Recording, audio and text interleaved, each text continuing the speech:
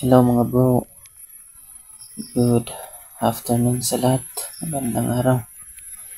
Sa video na to, papakita ko sa inyo kung anong technique kapag na-stuck yung shaft mo sa ilalim ng dagat. Unang-una, magpahinga kayo bago kayo bumaba kasi gagamitan nyo ng lakas yung pagre-retrieve ng shaft nyo. Ayan, tinanggal ko pala yung weight belts, weight, yung tingga natin. At yan yung gagamitin natin panghila sa ating shaft. Ayan, kung mapapansin nyo, pinasok ko yung shark fin doon sa weights para may hawakan ako at maikot ko yung shaft natin. Tapos pag feel natin na hindi talaga kaya, umakyat tayo kasi marami pa tayong oras. At huwag natin pilitin kung matigas talaga. Kaya magpahinga ng maayos at bago kayo mawa ng panibagong pag-dive. Kung napapansin nyo dito, second retrieval na to. Ginagawa ko is nag-line ako. Hinawakan ko yung line para bumaba ako kasi buoyant na masyado ako, yung lutang na masyado. Kasi nakunan ko yung isang weight belts at iniwan ko yung isang weight sa ilalim. Kaya hinawakan ko yung tali. Kung mapapansin nyo, nandyan yung weight belts na natin. Ayan.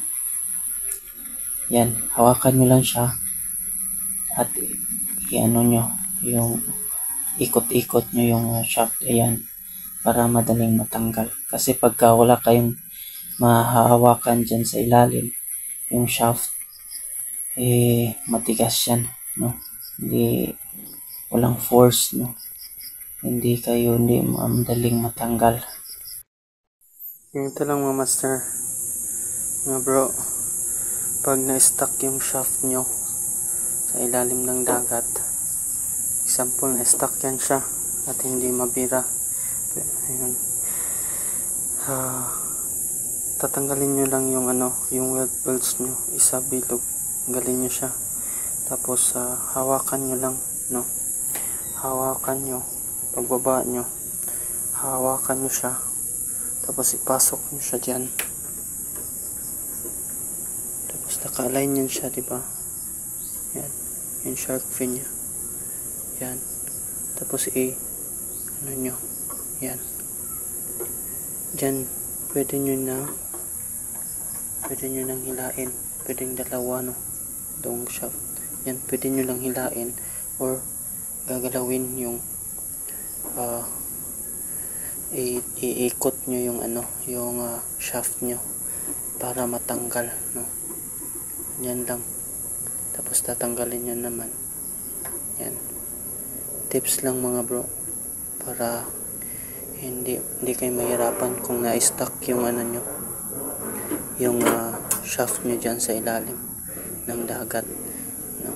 Hindi natin maiwasan yung ma-stuck yung shaft natin.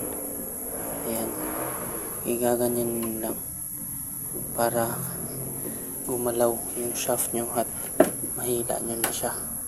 Ganito yung nangyari na sa akin kanina, palagi ko nang ginagawa to. Yan, kikita nyo yung shaft na yung ko, weight belts, may gas-gas na. Kaya yan, palaging magdala ng weight belts pag meron kayo nito, maganda kasi nakakatulong to pag mag-stuck yung nyo, yung shaft nyo sa ilalim ng dagat. Yan, pwede nyo siyang, kung matigas masyado dyan sa gitna, yun siya ganyan, tapos pasok nyo, tapos ilak para mahatak nyo siya palabas. Yan, kasi mahirap kasi pag walang makakapitan, mahirap ikot yung shaft natin doon sa ilalim ng dagat. Pera na lang, no, kung yung sima nyo is nakapasok talaga no, nakapasok talaga yung abaniko natin sa sa mga corals or sa bato. Iba naman yung technique, no. Yan yung shark fin nasa itaas, di ba? Tapos yung sima nasa ilalim. Ito yung technique pagka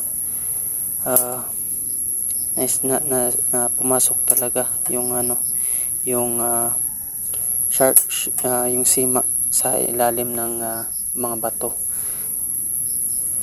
Unang yung gawin is yun na nga, iikot nyo yung yung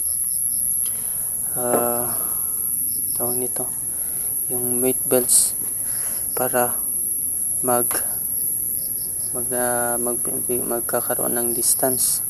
Tapos kaganyanin nyo siya para hindi siya nakatiwangwang, yung naka-open yung sima. Tapos iganyan nyo, malalaman nyo siya nakaganyan dahil dito rin sa shark fin. Pag nakababa yung shark fin, ganun yung sima. Ayan. Tapos kakanyo siya hilain. Ayan. Sana nakatulong sa inyo mga bro. Live safe palagi. God bless.